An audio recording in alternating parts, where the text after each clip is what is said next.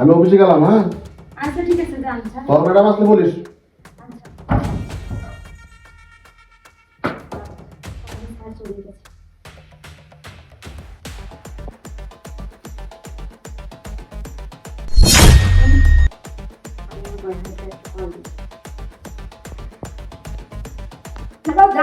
হ্যাঁ বলো।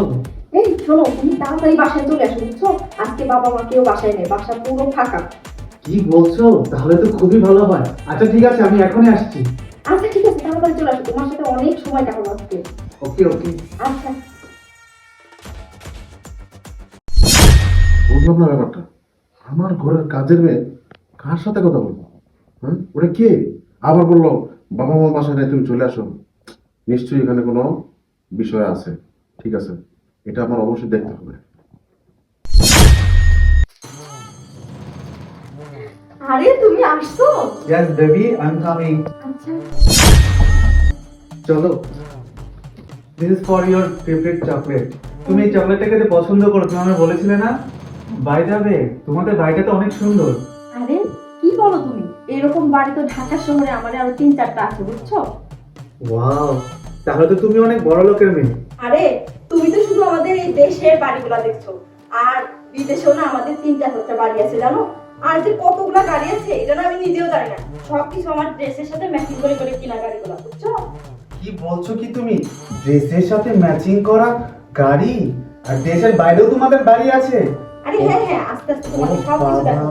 এটা তো সব আমার কল্পনার বাইরে। তুমি তো তাহলে অনেক বড় লোকের মেয়ে। তোমার সাথে যে আমি প্রেম করতে পারছি, এটাই তো আমার ভাগ্য। আরে শোনো না, আমি না সামনের মাস থেকে না তোমার সাথে আর বেশি দেখা করতে পারবো না, বুঝছো? বাবা হচ্ছে আমাকে থাইল্যান্ড নিয়ে যাবে শপিং করার জন্য। বাবা, শপিং করতে তোমরা থাইল্যান্ডেও যাও? আরে বাংলাদেশি শপিং এগুলো আমার পছন্দ না, বুঝছো? আমি সবসময় বিদেশ থেকেই করি এগুলো শপিং। আরে আমার তো বাংলাদেশি কোনো ড্রেসই নাই। এই যে দেখছো না একটা পরে আছে না, এটা আমার বাবা সিঙ্গাপুর থেকে এনে দিচ্ছে আমাকে। ও আচ্ছা, দেখেই বোঝা যাচ্ছে যেটা বাংলাদেশি ড্রেস না। আমার বাড়ির কাজের মেয়ে এই ছেলেটার সাথে এত বড় প্রতারণা করতেছে। না, এটা তো কখনো করতে দেওয়া যাবে না। বাহ বাহ বাহ বাহ, বাহ। কি ব্যাপার মিষ্টি?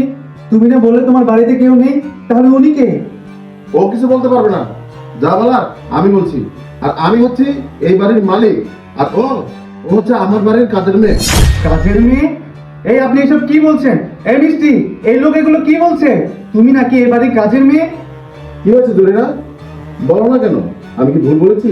আর শোনেন, আপনি কি বললেন যে ওর নাম মিষ্টি? ও কোনো মিষ্টি মিষ্টি না, ওর নাম হচ্ছে জরিনা, আর তা হচ্ছে আমার বাড়ির কাজের মেয়ে। হোয়াট? জরিনা মানে?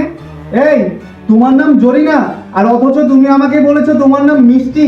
এতক্ষণ কত বড় বড় ডায়লগ দিচ্ছিলে, তোমার বাংলাদেশে 3-4টা বাড়ি আছে, বিদেশে বাড়ি আছে, গাড়ি আছে, ড্রেসের সাথে ম্যাচিং করে নাকি গাড়ি ইউজ করো। চাপা দেওয়ার জায়গা পাও না, তাই না?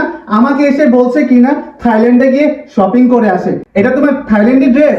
ফকিনি ঝুঁকিনি আমারে কত বড় কথাগুলো বললো, আর আমাকে ছোট বানাচ্ছিলে তুমি এতক্ষণ। আর এখন তোমার বাড়ির মালিক এসে তোমাকে বলছে তুমি কিনা এ বাড়ির কাজের মেয়ে। সামান্য একটা কাজের মেয়ে হয়ে কিনা শেষ পর্যন্ত আমাকে ঠকালে। কিভাবে পারলে মিষ্টি?